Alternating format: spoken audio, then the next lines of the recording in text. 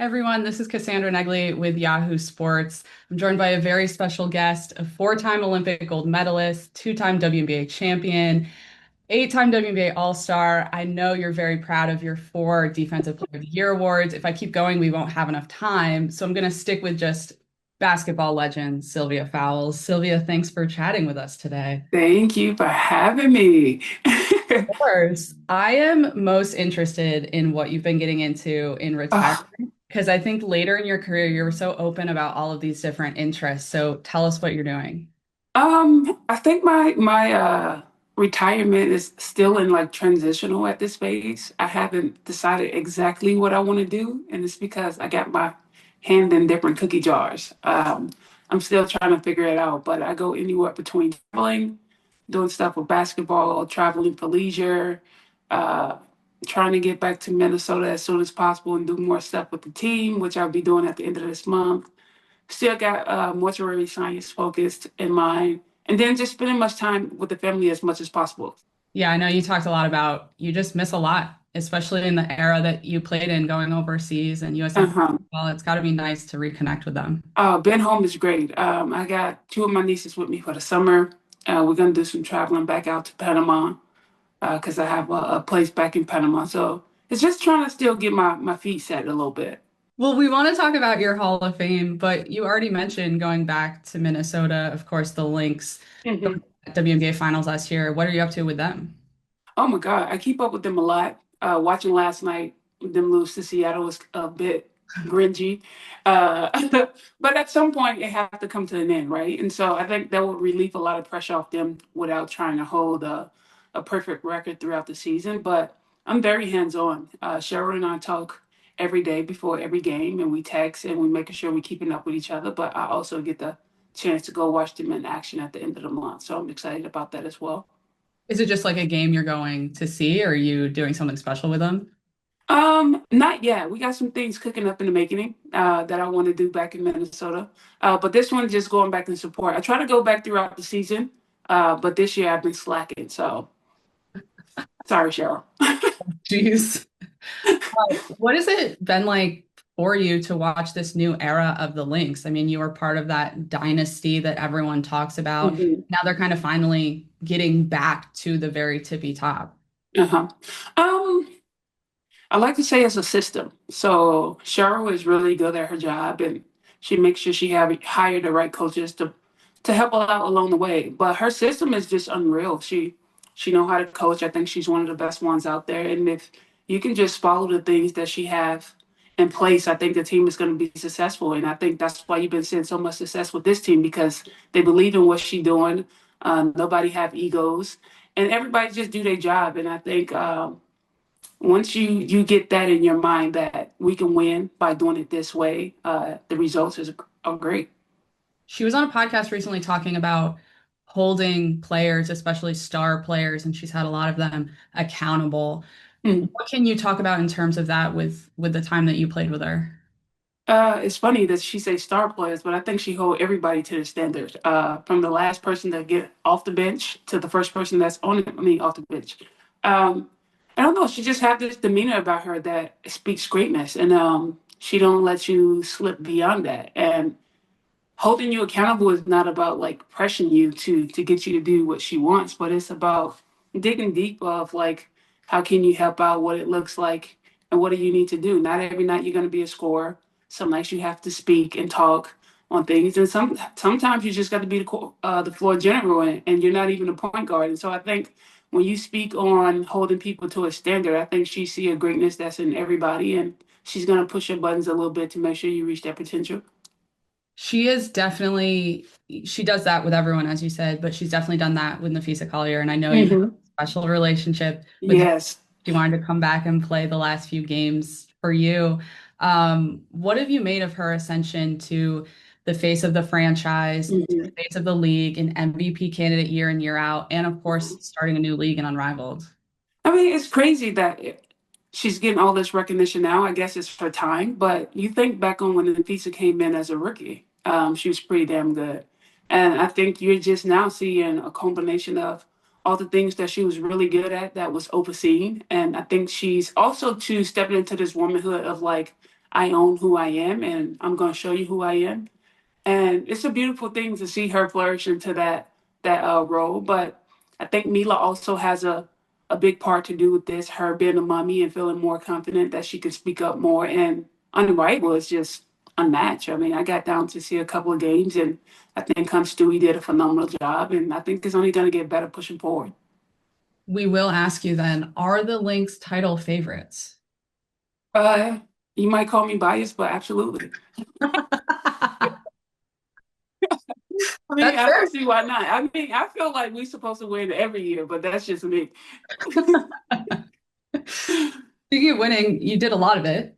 You're Hmm. inducted into the Women's Basketball Hall of Fame coming up, the Thank you. Naismith Hall of Fame later this year. It's a lot. It is a lot. As it comes closer, though, like, how are you feeling about it? Is it different than when you first got the call? What does it mean to you now, kind of on the eve of it? I would definitely say the feelings are somewhat still the same. Okay. I'm still in awe at my career that I had. I know I said this a lot. When I was playing, you're pretty much on autopilot. You're not really thinking about the accolades that you're receiving. Your mindset is, how can I stay healthy? How can I be a better player than I was last year? How can I be a better teammate? How can I be a better leader? So I wasn't really paying attention to all the things that I was doing throughout my career.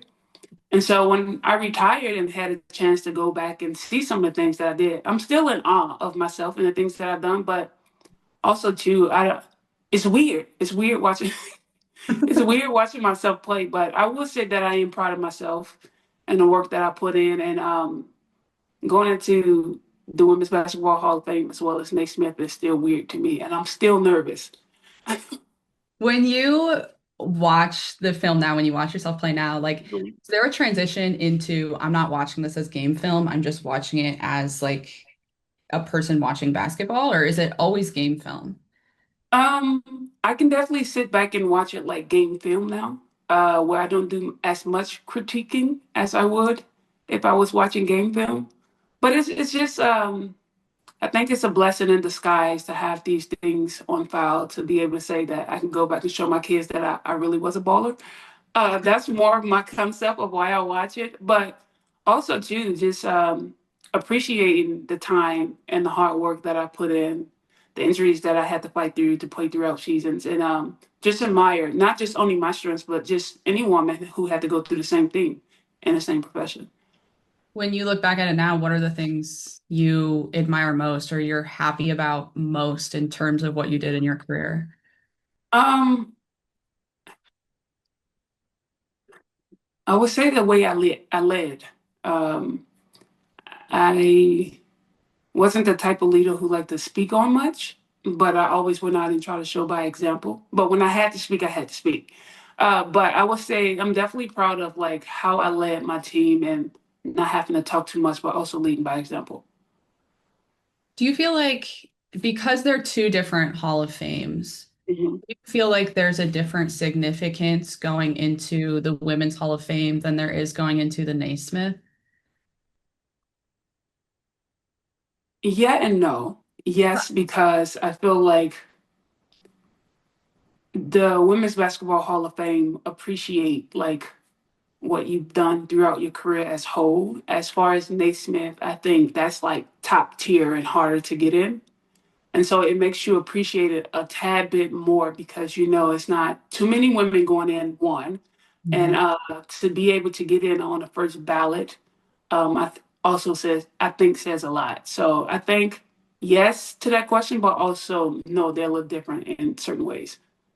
Are your speeches going to be different, do you think?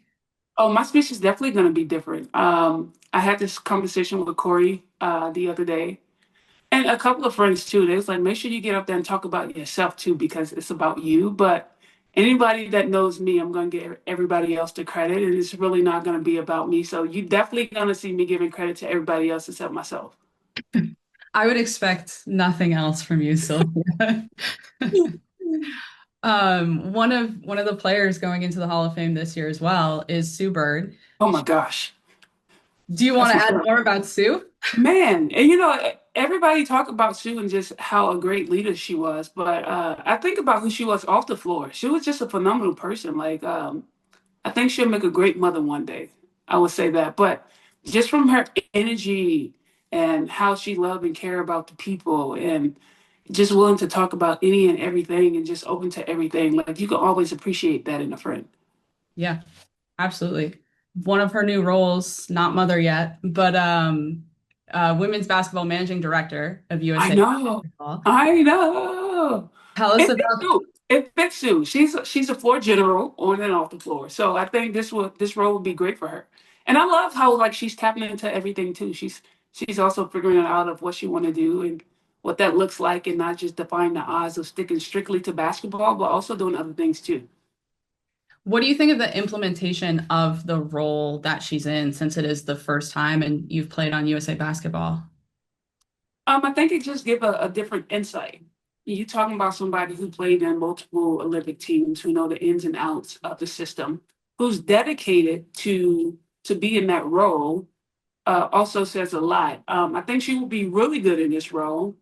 I mean, I don't know. I just think everything Sue do, she's really good at it, and so it'd be interesting to see how this pan out for her and exactly what she's going to be doing. But anything she has to do, I think she's going to be great at it.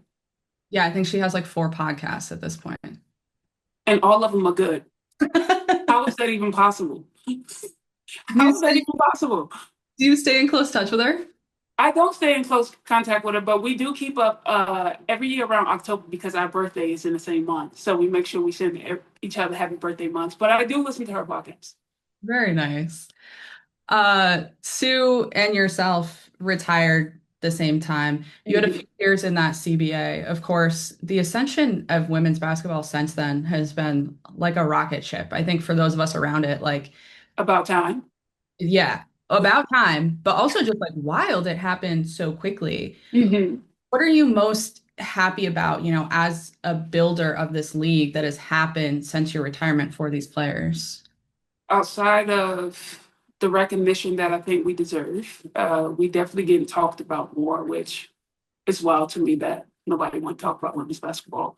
Um, I love that the way that we travel now, we travel like elite athletes. And I love the conversation around how can we make more money? How can we expand our league? It's also a beautiful thing. As a retired player, have you felt the dialed in attention more? Like, are people learning about Sylvia Fowles and those Lynx teams who maybe, as you said, didn't talk about it before? I think you hear more talk about it. I think the true fans from day one knows, but it's hard. Each generation is different. You know, I grew up in a generation where I didn't watch girls play. I always watched boys because my brothers, they showed me boys. So I think it's different from each generation, but I also think each generation has a learning factor to learn from the generation that before them. But these girls are fierce, man. I look at them today and I'm like, if I was growing up after y'all, I definitely would admire a lot of y'all game. I definitely would try to implement a lot of things that they do, the way they carry themselves. You know, in my time, we really didn't care about like how you come to the game and what you wearing and all that. So to see all those things incorporated now, I'm just like, it's a good look. I like it. The CBA that they're negotiating, Hmm. is there anything you really want to see players pull for that maybe you wish you had had, or as a retired player, you look back and you say, like, this is a really important thing that we're not talking about? um, I would say better facilities. I Okay. know certain teams across the league has great facilities, but to see it just equal across the board, you're talking about playing in a women's professional team. This is the best of the best, the highest of the highest. Like, why are we still playing at colleges? Why don't we have the right facilities to recover our bodies in? And so when you think about those things in teams recruiting players to get those super teams, that's what players think about. Like, where am I going to go? Where is going to be sustainable for me? And I feel like across the league, it should be that way. When you were playing, did you have like an improvement in facilities throughout your career? Is it something you were on the outside looking in on? I think I got the best of both worlds. I came from Chicago where we started out at UIC. and then we ended up moving to Allstate, and then I think now they in Wintrust. So I think the evolution of that has changed for Chicago. But once I got to Minnesota, it was like a well-oiled machine. We had a cook, we had the same things that the men had on their side, on our side. So it was like an equal trade-off. So I got to see the best of both worlds. Seeing the best of both worlds and seeing all of this player movement, I mean, that just like wasn't a thing really for the most part when Mhm. you played, largely because of the CBA and the rules. But what do you make of players being able to enter free agency early and make those decisions about where they play more than they ever have been able to? I like it. I think it's a game changer. I think it will keep a lot of organizations on their toes, which you have that freedom in any other sport. So why not in women's basketball? I love that we have limited or unlimited options to make things better. And I think this generation is pushing those lines of like we know what we deserve, we know our worth, and so we want those things. And I appreciate that because we wasn't allowed to do that in my time because it was like, well, we will cancel the league and you won't have this and this and that. As far as these women, it was like, well, we don't get what we want. Cancel the league then. And so I'm just like, man, y'all are bold, y'all fierce, and I love that they demand more because they do deserve more. Do you stay in contact or keep contact, I guess, with any of these younger players coming into the league, especially, say, on the Lynx? Napheesa, of course, she's my go-to person. She's my baby. Arike is like my little sister. Brittney Sykes is also my annoying little sister. So those ones I keep in contact with more communication. Your annoying little sister is having an incredible start to the year in Washington. Both of them. Things look a little shaky. Dallas haven't been winning, but Arike been doing her thing. And you can see her flourishing in ways. But Brittney Sykes, I'm definitely proud of her because she's been coming off injuries. And so to see her in this way of having to lead a team and be that go-to player, uh, it's good to watch. She needs it. She needs to be pushed. You're still clearly very involved in watching the league and staying in touch. Can we expect anything maybe basketball career related from you in the future? Um, I always said no, but Cheryl, like, she pushed the thread every year of like, so you ready to come back? And if you're ready, just give me a heads up. And so I think the pressure is starting to become a little bit more. But I also too had time to step away and breathe a little bit. So that also helped clears your mind a little bit. I won't say no that it's not in my future plans. I definitely would say I'm more open to it than I was 2 years ago. So the percentage is climbing. The percentage is climbing, yes. Well, is there anything else we can expect to see from you this year outside of your incredible Hall of Fame ceremonies coming up? Um, Anything you can be. I don't know. I would say a little bit of everything. I want to be everywhere, do a lot of things. So maybe you will see me a lot. Okay. Well, Sylvia, thanks for hanging out with us and talking basketball. And we are so excited to see you enter the hall on the first ballot after your incredible career. Thank you so much.